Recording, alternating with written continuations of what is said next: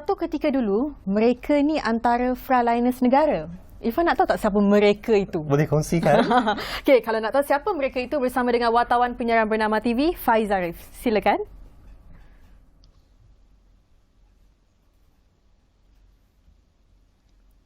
Ya, Ain dan Irfan, terima kasih. Baiklah, sebenarnya tugas saya di luar ni adalah untuk mengambil pesanan makanan sebenarnya. Bukanlah untuk melaporkan, tapi dah halang tu, why not kan? Okey. Sebenarnya hari ini bersama-sama kita adalah rider. Dan mana kalau nak tahu perkara menarik untuk kongsikan, rider ini merupakan satu pekerjaan yang semakin mendapat sambutan, khususnya di kalangan belia, baik dari jantan lelaki maupun wanita. Namun persoalan yang timbul di kalangan kita ni, di kalangan rider ni, ialah dari segi isu caruman perkeso ataupun isu-isu berkaitan gaji, kebajikan, keselamatan, dan itu antara perkara-perkara yang saya sempat bualkan bersama abang-abang kita tadilah. Saya bukan ambil makanan kosong-kosong ya. Okay? Jadi semua isu-isu itu bukan saya tidak akan kupas, kita akan kupaskan bersama-sama dengan Ain dan Irfan di studio. Ya.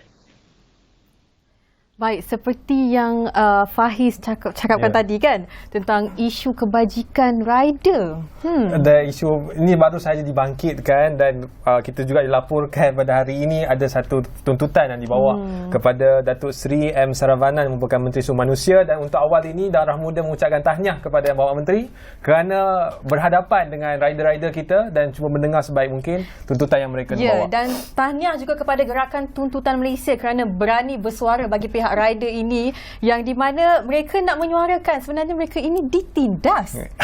Adakah dan sejauh mana perkara itu benar dan berlaku, itu akan kita kupas dalam tajuk kita hari ini. Aku rider, jangan pandang ke sebelah mata. Okey. Bersama dengan tetamu di studio, Muhammad Farhan Umar yang merupakan Ketua Pegawai Operasi Fast Track Sendirian Berhad. Selamat datang. Terima kasih kerana jemput saya hari ini. Kau boleh respon tentang tuntutan yang dibawa oleh Gerakan Tuntutan Malaysia kepada Yang Berhormat Menteri. Ada 4 tuntutan, ada banyak lagi kan, antaranya soal caruman, soal keselamatan, akta khusus, sebagainya. Apa respon awal Farhan? Saya sebenarnya dari pihak boleh saya katakan saya bagi pihak rider sebab actually Fast Track is company Malaysia. So kalau kita tengok kat sini, tuntutan yang diberi kepada menteri adalah cukup baik supaya sebenarnya pengendali food service dalam Malaysia ni dapat memberi satu servis ataupun satu kebajikan kepada mereka. Salah satu part adalah satu insurans lah, paling penting. Kalau kita tengok rider-rider ni tak ada satu pun yang ada insurans yang boleh menjamin keselamatan mereka.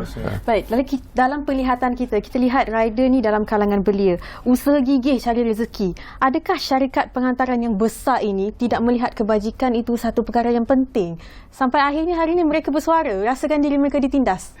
Itulah itu yang kesalahan daripada pihak sepatutnya memberi satu benda yang terlampau penting.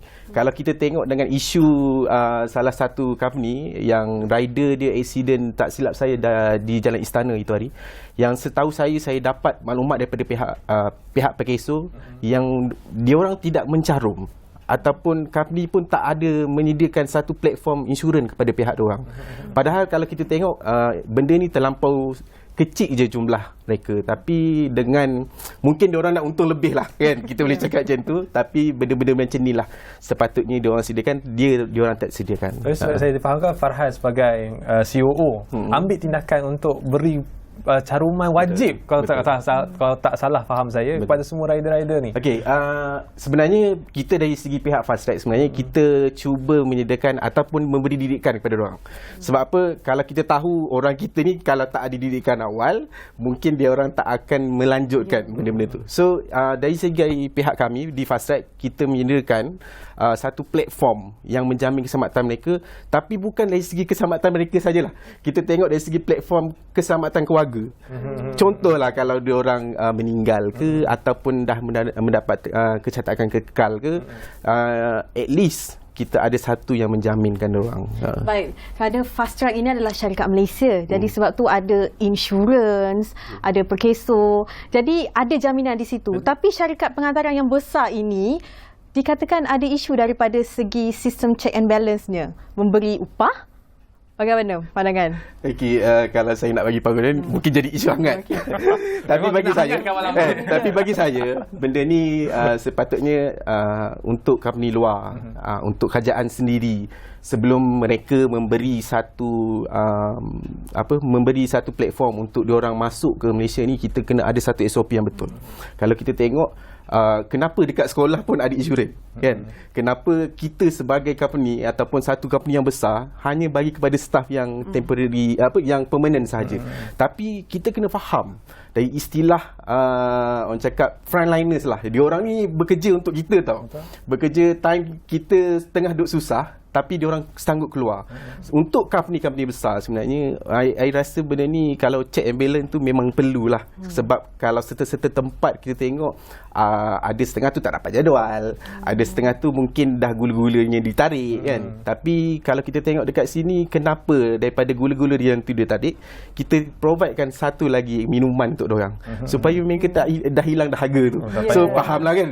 Dari segi insurans dan apa semua lah. Dari mana I cuma serahkan. I suppose soal keselamatan kewangannya untuk diri mereka dan juga keluarga. Dan sebutan keluarga juga mungkin boleh kaitkan sedikit dengan career path. Macam kami ni masuk dalam pengacaraan, mana nampak jalan ke depan tu mana boleh pergi ke bahagian mana. Tapi untuk rider ni nampak satu je daripada mula sampai lah habis. Di peringkat Farhan ni, adakah perancangan itu? Mana rider ni awalnya di rider biasa, kemudian jadi team leader, kemudian pergi ke HQ pun jadi CEO macam Farhan. Tak adalah, terima kasih. Alhamdulillah lah. So apa yang kita tengok kat sini sebenarnya, Fast Track kita menyediakan satu peluang pekerjaan kepada anak belia, kan. Yang sebelum ni mungkin anak belia mak rempit ni dipandang hina, kan. Bagi kita orang, kita tak pandang benda-benda yang macam tu, supaya orang cakap satu lagi dari segi daripada pihak dia orang. Kalau kita tengok dari segi dia orang, ada kebaikan dia orang sebenarnya mak rempit ni, kan. Tapi dalam Fast Track kita pun ada menyediakan salah satu site peluang pekerjaan yang lain. Contohnya, salah satu yang kita bekerjasama dengan pihak Art7, pihak rider ni kat rumah sebenarnya, ataupun wife dia pun boleh tengok kita punya iklan. Dan iklan itu kita berbayar. Maksudnya kita bayar kepada diorang. Kita tak orang cakap, kalau kita tengok YouTube apa semua, kan, iklan dibayar kepada YouTuber. Tapi ini salah satu site yang kita buat. Untuk Fast Track ni memang kita cuba menyediakan yang terbaik lah untuk rider-rider kita. Inisiatif yang dilakukan oleh Fast Track untuk bantu golongan-golongan ini dalam waktu pasca COVID-19. Dan kita juga nak bersama kembali dengan wartawan penyiaran Faiz Arif untuk mengetahui suara-suara rider ke. Apa yang nak dikongsikan tu, Faiz? Ain dan Irfan. Baik, seperti tadi macam Ain katalah, saya tertarik dengan yang isu mak rempit. Baik, satu soalan juga saya nak ajukan kepada rider kita ni, betul ke Abang Seronok bekerja sebagai seorang rider? Bukankah kerja dalam aircon tu lagi berbanding berpanas dengan berhujannya? Alhamdulillah okey lah. Seronok kerja sebagai rider ni sebab freelance. Kita tak terikat dengan mana-mana company, kan. Kita boleh buat dengan masa yang kita punya masa yang fleksibel. Maaf, kami di studio tak dengar, Faiz. Boleh dekatkan sikit mic tu, Faiz. Okey, baik. Dan bagaimana pula dengan persepsi masyarakat itu sendiri, macam nak balik-balik rider ni rempit-rempit. So macam mana? Itulah, sebenarnya tak juga. Banyak juga golongan-golongan profesional, kan. Nak masa PKP ni diorang buat rider untuk tambah side income, sebab ada yang macam diorang diberi cuti unpaid dia selama 2 bulan, kan. Jadi diorang terpaksa buat side income lah untuk menyara keluarga diorang, kan. Jadi memilih untuk menjadikan side income, maknanya kerjaya sebagai seorang rider ini sangatlah masyuk. Setuju? InsyaAllah tengok pada kerajinan seseorang lah. Bergantung pada kerajinan. Dan okey, so satu pesanan lah ringkas untuk kita tujukan kepada masyarakat di luar sana. Apa yang abang sebagai rider nak bagi tahu kepada masyarakat kita, something yang tersirat di hati untuk diluahkan? Okey, pertama kali kita jangan sangka buruk lah dengan rider-rider ni. Ada macam-macam orang buat rider ni. Ada orang buat ni bukannya dia tu buat full time, kan. Ada dia sebagai pilot pun ada buat, businessman pun ada buat. Kadang-kadang tu kita kena layan semua orang. Betul. Sama rata lah, jangan layan pilih buluan. Dan lagi satu, rider-rider dekat luar sana tu hati-hati jalan raya, jalan lampu merah. Lepas tu ikut undang-undang jalan raya. Ingat jaga keselamatan dan ingatlah orang tersayang di rumah. InsyaAllah, dengar tu. Jadi rider di sana, jangan langgar lampu merah. Saya tahu anda kejar masa, tapi keselamatan juga perlu dijaga. Itu saja dari saya, Faiz tadi. Kita kembali ke studio. Ain. Terima kasih Faiz Arif. Saya tertarik dengan perkataan masyuk tu tadi. Ramai belia hari ni buat jadi rider lah. Sebab katakan masyuk 1 jam boleh dapat berapa ringgit sekian. Tetapi ada juga persoalan. Nampak dekat iklan sahaja 1 bulan boleh dapat 2,000. Tapi adakah ia hanya indah khabar dari rupa? Kalau benda tu saya hurai, mungkin benda ni akan panas lagi. sebab kita sebenarnya we have our own character kalau kita compare dengan syarikat-syarikat lain provide benda yang sama. Tapi benda ni betul lah. Kalau kita nak cakap indah khabar daripada rupa, betul. Sebab apa yang kita daripada pihak kita sendiri menerima rungutan daripada rider-rider yang berdaftar dengan kita. Even though hari ni yang bagi impact yang besar. Hari ni saja kita dapat lebih kurang 200 orang penyertaan. Lebih kurang. So dalam kita punya sistem dah lebih kurang 1,000 lebih. So benda ni kalau kita dapat tahu masalah diorang, apa yang indah khabar daripada rupa Saya cakap tadi memang betul sangat kan? Kalau saya bercerita dari segi masyuk tu je, kalau kita tengok musim MCO, tapi yang sekarang indah kada rupanya yang banyak ditarik jadual, yang banyak ditarik gula-gulanya. So daripada gula-gulanya memanglah orang ramai masuk. Orang tengok the amount, dia boleh dapat sampai 3,000. Saya tak kata kerani dekat office tu bagus 2,500. Tapi kalau kita tengok side of rider ni, dia boleh cecah sebulan RM5,000 dengan usaha kerajinan mereka lah. Itu dari segi angkanya, tapi masih seperti Mas Farhan sebut juga, Abang Rider tadi sebut juga soal pandangan persepsi masyarakat pada mereka ni masihlah hari ni anggap mereka ni mungkin third class, mak rempit. Awal tadi sebut mak rempit, Abang Rider saya sebut ada pilot dan sebagainya. Tapi sebab itu persepsi kan awal bagi setengah rider ni soal orang yang ketinggalan dan pelajaran dan karier sebagainya. Dan tinggal lagi soalan saya adalah macam mana untuk kita bukan sekadar ubah, tetapi untuk memahamkan rider-rider kita supaya behaviour dia itu tidaklah menggambarkan yang mereka ni golongan yang terpinggir. Mereka juga adalah satu profession. Mereka ada career dan mereka juga merupakan orang yang menyumbang pada negara. Bagi saya lah, personal lah. Sebelum ni pun saya bersama dengan orang ataupun lebih yang saya cakap sebelum saya adakan satu-satu benda ni, saya lagi suka bersama dengan orang dan merasai sendiri apa perit mereka. Tapi untuk bagi saya, kalau kita tengok di luar negara lah, even driver Uber ataupun syarikat yang lain, dia tidak dipandang rendah dekat sini. Kalau kita tengok musim MCO itu hari, saya agak terkejut yang menghantar makanan saya ataupun parcel yang saya order adalah seorang pilot, kapten. Itu tak bagi saya memang dia orang terkesan lah dengan industri, dengan apa yang berlaku COVID-19 sekarang ni. Bagi saya benda ni untuk kita melihat, kalau boleh lah, untuk masyarakat, jangan kita tengok daripada sisi yang buruk mereka. Sebab kita pun mungkin orang yang kita nampak betul, kita nampak profesional. Mungkin di belakang kita pun kita ada sisi yang orang tak nampak keburukan kita, tapi kita tahu itu buruk. Tapi kalau boleh kita letakkan satu orang rider ni, kalau kita ikutkan dengan gaji mereka RM5,000, kerani dekat bawah dia baru RM2,500. Betul? Kenapa kita tak pandang dia dari segi skill profesional yang ada betul-betul pekerjaan? Sebab tu jangan pandangku sebelah mata. Okay? Jadi saya rasa panas ni. Betul. Dan kita perlu berehat seketika. Kembali semula dalam Darah Muda selepas ini.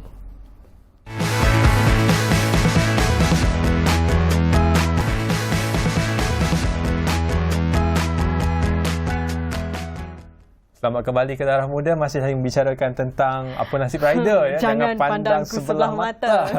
Tadi tinggal lagi awal tadi kita bicara soal kewangannya kan. Tapi kali ini nak cerita tentang beberapa bacaan saya. Yang pertama adalah soal keselamatan rider kita ni. Antaranya April 2020 itu blow up, cerita tentang bagaimana rider yang bawa dadah dan juga rokok.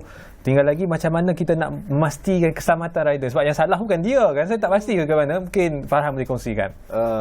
Untuk benda tu sebenarnya untuk salah satu syarikat lah yang menyediakan perkhidmatan. Diorang pun kena ada SOP dia masing-masing. Untuk even di fast track, kita betul-betul ketatkan. Sebab kalau rider ni, kita ada satu sebelum diorang pergi menghantar ataupun daripada pihak peniaga lah. Sebab masalah sebenarnya kita nampak punca daripada peniaga sebenarnya. And then rider tak perlu dipersalahkan. Kalau sebenarnya kalau pihak yang media perkhidmatan ni ada satu kod keselamatan kat situ, mungkin rider tak akan terkesan pada Untuk isu keselamatan boleh cadangkan Okey, tu yang ialah- pihak kita sendirilah, kita ada satu QR code. So maksudnya dekat sini, apa-apa penerimaan daripada pihak kedai adalah sekian benda. So supaya orang cakap benda ni tidak memberi kesan kepada rider. Rider pun tahu, okey, yang dia dapat adalah makanan sekian-sekian. Tapi kalau benda ni itu adalah masalah daripada peniaga, bukan masalah rider. Saya cuba melihat unjuran ke hadapan sebab saya rujuk kepada tulisan oleh Michael Hobbs pada 10 bulan 2 tahun ini 2020, The Golden Age of White Collar Crime. Antara dia sebut tentang bukan saja white collar tapi blue collar juga, mana rider yang buat kerja secara fizikal ini, antara lain kerugian mereka kerana jenayah ni buat oleh kerja-pekerja seperti ini merugikan Amerika Syarikat antara 1996 hingga 2004 sebanyak $360 bilion Amerika. So ke hadapan, sebab kita nak pastikan bahawa jenayah itu tidak berlaku, dan dalam masa yang sama nak pastikan kebajikan juga mereka terjaga. So apa cadangan daripada Farhan untuk memastikan bahawa tidak berlaku? Untuk di pihak Fast Track sendirilah, even ada daripada pihak rider memohon untuk menjadi rider dengan kita ada proses saringan dekat sini dengan pihak berkuasa lah. So supaya benda ni kita tak nak orang cakap kita simply ambil rider yang mungkin ada masalah, kan. Ada pihak kita punya management, untuk kita punya board of director pun ada bincang benda ni supaya kita tak nak kes ni terlalu menular. Sometimes mungkinlah order ni tak ada order pun, mungkin time MCOA tadi mungkin tak ada order pun, tapi rider-rider yang membawa ini dia ingat ke dah kelabu mata lah, kan. Betul. Tapi pihak kita dekat sini itu yang you nak untuk menjaga keselamatan, you kena on kita punya app, sebab kita tahu apa yang dia buat. So setiap jejak mereka, in case kalau dia carry benda yang bukan-bukan ataupun barang seluduk ke apa, kita tahu poin-poin mana yang diorang. Okey. Itu inisiatif Fast Track. Memang sangat melindungilah, ada insurans dekat situ dan sebagainya. Tapi saya nak flashback pada ada satu kisah ni, seorang wanita rider, dia dipukul oleh seorang lelaki. So jadi saya tahu. ramai rider lelaki ni bantu wanita ini, dan syarikat penghantaran ini dah tak sediakan peguam bela. Betul. Okey, adakah syarikat penghantaran besar ini hanya memandang untung semata-mata? Tak kisah pun dekat diorang ni. Itulah saya cakap, kalau kita fikir benda ni orang luar, pegangan luar, ataupun orang yang tak kenal hati budi Malaysia, ataupun kebudayaan Malaysia, ataupun orang cakap sikap orang Malaysia kita, mungkin dia pun tak ambil tahu, tak ambil endah apa yang perlu dijaga, kan. Kalau kita tengok dalam skop yang perempuan tadi, story itu, bagi saya memang mata kilan, kerana sikap daripada pihak customer ni pun adalah satu sikap yang kita kena behave lah, kan. Kalau kita tak behave, kita sebagai customer pun sometimes we need to appreciate diorang, kan. Kadang-kadang kita nak fikir tengah hujan diorang hantar, kan. I tak silap isu dia sebab makanan tertumpah sikit rasanya, kan. Then dia tak nak accept. Bagi I, cuba pejam mata, kan. Kita ada adat kita ada budaya kita orang Malaysia. Kenapa kita tak boleh nak pejam mata sedikit dan menerima? Dan even saya sendiri sebenarnya, untuk rider-rider saya bagi tips, kan. Walaupun kita order 30, mungkin dia dapat 40 ke, kita bagi tips dan extra, kan. Ini sebagai tanda terima kasih kita. Tapi kalau benda macam ni, untuk pihak-pihak company besar, sepatutnya diorang membela rider diorang. Soal tu soal perlindungan perundang, kan. Sebab memang ada satu kajian oleh Hartford Financial Service Group ni di Amerika Syarikat. Antara lain dia sebut 58% daripada pekerja mereka tak tahu pun ada benefit, ada perlindungan dan sebagainya. Tapi tinggal lagi, kalau saya lebih rujuk kenyataan dari seorang rider Foodpanda yang dilaporkan dalam media, dia minta supaya ada satu hak akta khas untuk pekerja-pekerja rider ni. So adakah apa cadangan Farhan untuk dimasukkan dalam akta tersebut, termasuklah perlindungan? Maksudnya untuk rider tahu ke? Ya, untuk mereka tahu, untuk melindungi rider ni dalam akta yang mereka cadangkan. Saya faham dalam situasi sekarang mungkin syarikat-syarikat besar ni, saya tak nak sebut syarikat mana, mungkin tuan-tuan tahu, kan. Air dengan Ipan tahu. Yang famous lah. Mungkin diorang tak nak orang cakap memberi tahu ataupun dia punya rider claim, kan. Sebab even though yang kita punya, kalau boleh kita lagi suka rider datang office, kita punya office, segala penjelasan secara penuh. Dan kita pun akan tunjuk polisi insurans apa dengan pekeso yang kita registrationkan untuk diorang, supaya mereka tak lepas pandang. Kan? Kalau kita tengok dari segi pihak-pihak diorang tahu untuk kautkan keuntungan sahaja.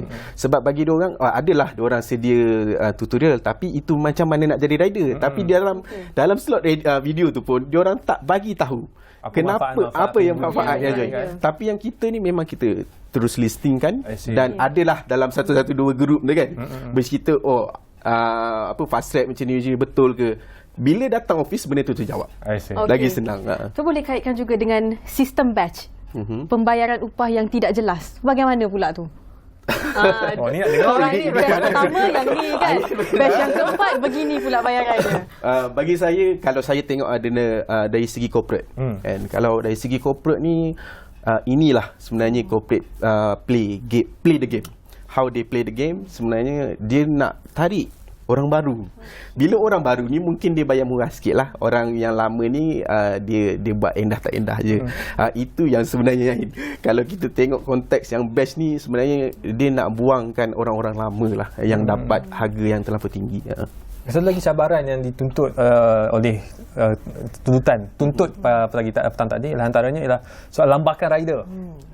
Itu masalah juga kan, kita nak bantu orang-orang yang nak mencari rezeki tambahan ni, tapi ramai sangat dia bergaduh pula. Tak apa, itu kalau rasa pula. lambatkan rider tu, just come to fast track. Okay. Sebab bagi saya, kenapa kalau kita tengok skop dekat sini, fast track memang menyediakan satu peluang pekerjaan yang cukup bagus. Saya nak cakap company kita bagus, itu mungkin orang cakap saya akak bagus sendiri.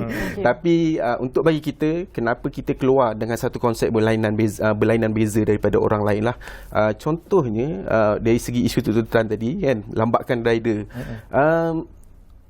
Betul, kalau nak cakap lambatkan rider memang betul, sebab dia orang terlampau untuk setengah-setengah company dia ada full time, dia dah lockkan masa-masa diorang untuk bekerja.